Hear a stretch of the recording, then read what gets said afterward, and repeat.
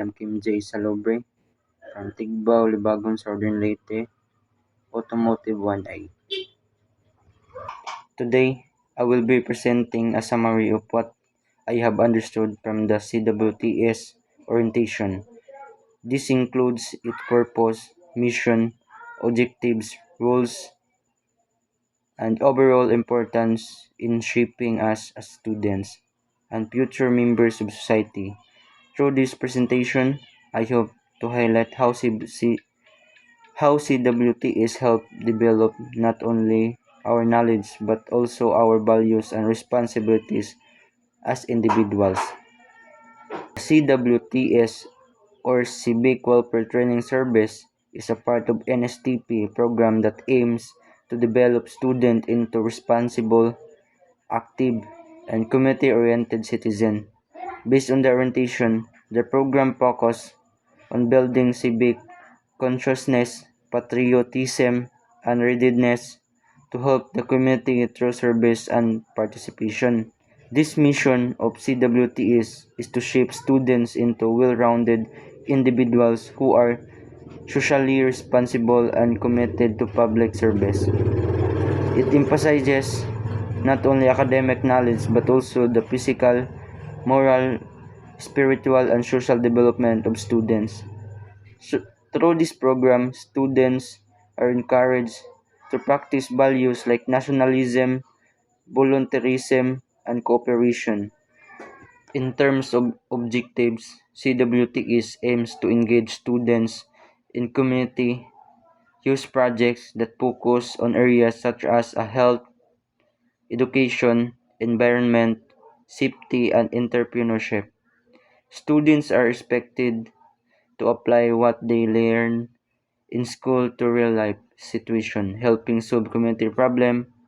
Another important objective is building partnership with local communities and organizations to create meaningful and impactful projects.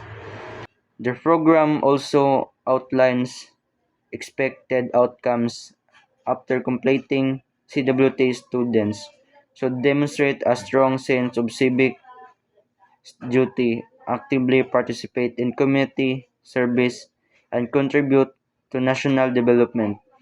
These should also gain practical skills, teamwork, abilities, and readiness to respond to emergencies or communities' needs. There are also several activities included in the program such as health awareness campaign, environmental programs, disaster preparedness, and community outreach. These activities are designed to help students understand real-world issues and become more involved in solving them. Regarding attendance, students are required to attend all classes regularly. Absences are only excused with valid reason like illness, supported by proper documents. Accumulating 3 unexcused absences requires an excused slip, and reaching 20% absence of total class hours can result in being automatically dropped. Students are also expected to be punctual, and habitual tardiness may lead to disciplinary actions. Per project guidelines, students must follow the approved project's plan and timeline.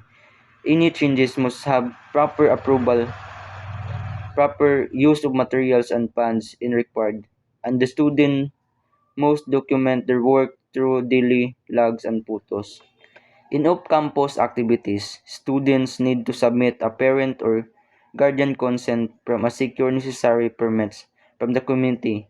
They must also follow assigned groupings and transportation rules for safety. In terms of conduct and discipline, students are expected to show respect to teachers, classmates, and community members. Any form of rude behavior, bullying, discrimination, or harassment is not allowed. Activities like smoking, drinking alcohol, and gambling or using illegal drugs are strictly prohibited. Lastly, the grading system is based on numerical ratings approved by the university. CWTS is not included in the GWA, but students must complete all required units to pass. Failure to comply with attendance and program requirements may result in failing or being dropped from the course. Overall, CWTS2 is not just a subject but a program that prepares students to become responsible citizens. It teach this it teach the importance of service, disciplines, teamwork, and community involvement, helping students grow not only academically but also as individuals who can contribute positively to society. In conclusion, CWTS2 is more than just a requirement. It is a meaningful program that guides us to become responsible, disciplined, and community-oriented individuals. It reminds us of our role in society and encourages us to actively participate in helping others. As as a student, it is important that we apply this learning in our daily lives and strive to make a positive impact in our community. Thank you for your listening and God bless you all.